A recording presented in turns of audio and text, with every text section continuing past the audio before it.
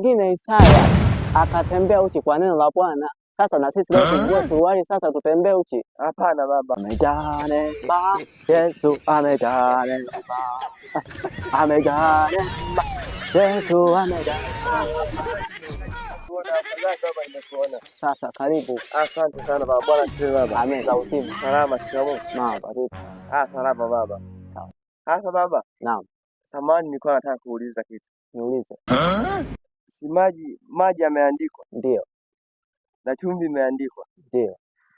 Sasa Elias alitumia mafuta? Ndio. Sasa unajua ni madogo, ngoja nikuongeze na mengine.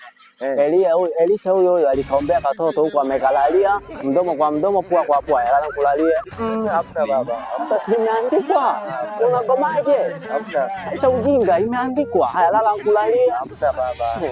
Hosea akaambiwa aende kwenye kambi ya makahaba akachukue mwanamke. Sasa na sisi wachungaji maturuhusu leo tutoke tukaoe makahaba? Hapana baba. Unagomaje? Yesu akatengeneza mate.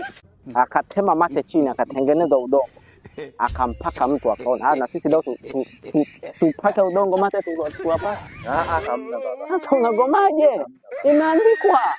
Hamna baba. Mtu mwingine Isaya akatembea uchi kwa neno la Bwana. Sasa na sisi leo tuvue suruali sasa tutembee uchi? Hapana baba. Sasa ukifuata kila kitu kilichoandikwa utakufa vibaya wewe, nakuhurumia. Utakufa vibaya wewe, nakuhurumia. Nenda nyumbani, usipate kile lilo. Tatizo sio yameandikwa, bali kweli imeandikwa, lakini ilimaanisha nini kwa wakati ule na leo inamaanisha nini? Unaelewa? Utakufa vibaya wewe, nakuhurumia. Nenda zako. Sije na habari zako tu hapa za kijinga. Inaandikwa, ulikuwepo. Nenda.